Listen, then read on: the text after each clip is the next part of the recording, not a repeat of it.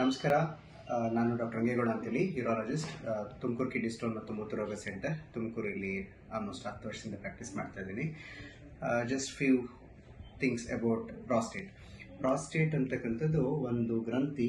ಪ್ರತಿ ಗಂಡು ಮಕ್ಳಿಗೂ ಇರ್ತದೆ, ನನಗೂ ಕೂಡ ಇದೆ, ಅದು ಎಲ್ಲ ಗಂಡು ಮಕ್ಳಿಗೂ ಕೂಡ ಇರ್ತದೆ. ಯೂರಿನ್ ಚೀಲದ ಕೆಳಗಡೆ ಭಾಗದಲ್ಲಿ ಈ ಒಂದು ಪ್ರಾಸ್ಟೇಟ್ ಗ್ರಂಥಿ ಇರ್ತದೆ. ಈ ಪ್ರಾಸ್ಟೇಟ್ ಹಿಗ್ಗುವಿಕೆ ಅಂದರೆ ವಯಸ್ಸು ಆಗ್ತಾ ಪ್ರಾಸ್ಟೇಟು ಸೈಜ್ನಲ್ಲಿ ಬೆಳವಣಿಗೆ ಆಗ್ತಾ ಹೋಗೋದು ಸಹಜ. ಅದು ಪ್ರಾಸ್ಟೇಟ್ ದೊಡ್ಡದಾದಾಗ ಕೆಲವು ಸಮಸ್ಯೆಗಳು ಆಗುತ್ತೆ.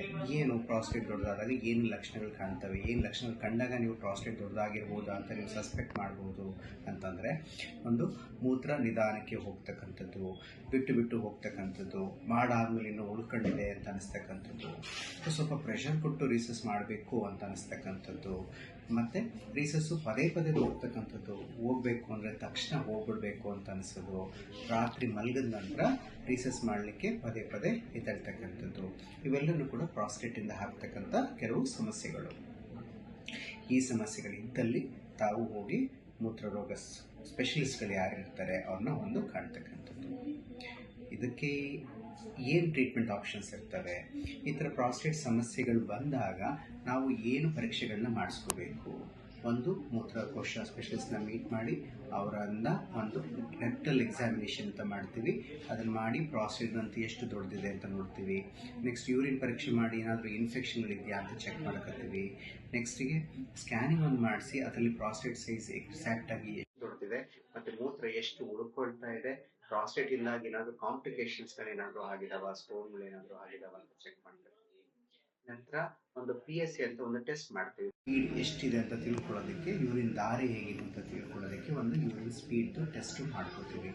ಈ ಎಲ್ಲ ರಿಪೋರ್ಟ್ಗಳನ್ನ ನೋಡಿ ನಿಮ್ಮ ಟ್ರೀಟ್ಮೆಂಟು ಅಲ್ಟಿಮೇಟ್ಲಿ ಡಿಸೈಡ್ ಆಗುತ್ತೆ. ಈಗ ಪ್ರಾಸ್ಟೇಟು ಸಿಂಪ್ಟಮ್ಸ್ಗಳ ಬಗ್ಗೆ ನೀವು ತಿಳ್ಕೊಂಡ್ರಿ. ನೆಕ್ಸ್ಟು ಅದನ್ನು ಬಂದಾಗ ಏನು ಪರೀಕ್ಷೆಗಳು ಮಾಡ್ಕೋಬೇಕು ಅಂತ ತಿಳ್ಕೊಂಡ್ರಿ. ನೆಕ್ಸ್ಟು ಪ್ರಾಸ್ಟೇಟ್ ಬಂದಾಗ ನಮಗೆ ಇರ್ತಕ್ಕಂಥ ಟ್ರೀಟ್ಮೆಂಟ್ ಆಪ್ಷನ್ಸ್ಗಳೇನು? ಈಗ ಮೈಲ್ಡ್ ಸಿಂಪ್ಟಮ್ಸ್, ತುಂಬ ಮೈಲ್ಡ್ ಸಿಂಪ್ಟಮ್ಸ್ ಇದೆ, ಪ್ರಾಸ್ಟೇಟು ತುಂಬ ಜಾಸ್ತಿ ದೊಡ್ಡದೇನಾಗಿಲ್ಲ, ಈ ಥರ ಎಲ್ಲ ಇದ್ದಾಗ ಜಸ್ಟ್ ಲೈಫ್ ಸ್ಟೈಲ್ ಮಾಡಿಫಿಕೇಷನ್ಸ್ ಅಷ್ಟೇ ಮಾಡಿಕೊಂಡ್ರೆ ಸಾಕಾಗುತ್ತೆ. ಯಾವುದೇ ಮೆಡಿಕೇಷನ್ಸ್ ಅವಶ್ಯಕತೆಗಳು ಕೂಡ ಇರೋದಿಲ್ಲ. ಸಂಜೆ ಹೊತ್ತು ಪದೇ ಹೇಳ್ತಿದ್ರೆ ಸಂಜೆ ಹೊತ್ತು ನೀರು ಕುಡಿಯೋದನ್ನು ಕಡಿಮೆ ಮಾಡ್ಕೊಳ್ಳೋದಕ್ಕೆ ಹೇಳ್ತೀವಿ. ಕಾಫಿ ಅಥವಾ ಈ ಥರ ಡೈಯೂಟಿಕ್ ಅಂಶಗಳಿರ್ತಕ್ಕಂಥ ಕೆಲವು ಪದಾರ್ಥಗಳನ್ನ ಅವಾಯ್ಡ್ ಮಾಡಲಿಕ್ಕೆ ಅಂತ ಹೇಳ್ತೀವಿ. ನೀರನ್ನ ಸಮತೋಲನವಾಗಿ ಮೀಡಿಯಮ್ ಆಗಿ ಕುಡಿತಕ್ಕಂಥದ್ದು, ನಾವು ಅರ್ಜೆಂಟ್ ಆಗೋಕ್ಕೆ ಮುಂಚೆನೇ ಹೋಗಿ ರೀಸಸ್ನ ಮಾಡ್ಕೊಂಡು ಬರ್ತಕ್ಕಂಥದ್ದು, ಈ ಥರ ಎಲ್ಲ ಕೆಲವು ಲೈಫ್ ಸ್ಟೈಲ್ ಮಾಡಿಫಿಕೇಷನ್ಸ್ ಮಾಡಿಕೊಂಡ್ರೆ ಸಾಕಾಗುತ್ತೆ.